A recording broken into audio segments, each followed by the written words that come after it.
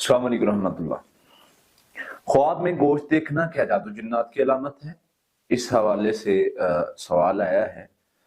देखिए, गोश्त देखना मुख्तलिफ तरह के मामलात की तरफ इशारा हो सकता है और बसा औकात इस तरह का ख्वाब बिल्कुल शैतानी होता है जिसका कोई मकसद नहीं होता। सबसे पहले तो याद रखिए कि ख्वाब में गोश्त देखना ये अच्छा भी हो सकता है और कभी कभार अच्छा नहीं भी हो सकता। अमूमन ज्यादातर ये होता है कि अगर कोई आपको पका हुआ गोश्त खिलाता है, दे के जाता है, तो ये एक पॉजिटिव साइन होता है, ये बुरा ख्वाब नहीं होता। या आप किसी जानवर का कुर्बानी का गोश्त देखते हैं, ढेरी लगी हुई है घर में, या देखते हैं कोई आपको दे के जा रहा है, तो ये दोनों तीनों जो ख्वाब हैं ये अच्छे हैं। एक होता है कि आपके घर में गोश्त पड़ा हुआ है लेकिन वो कोई कौवा, कोई कुत्ता, कोई बिल्ली उठा के ले गया है। ये यानी अच्छा ख्वाब नहीं है, इस पर थोड़ी गौर करनी चाहिए।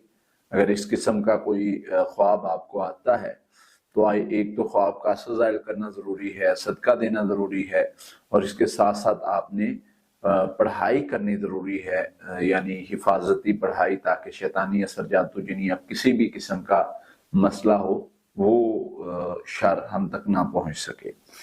फिर इसी तरह से होता है फोत शुदगान का कुछ दे के जाना, गोश्त दे के जाना, ये गोश्त खाना, तो ये भी बुरा नहीं होता।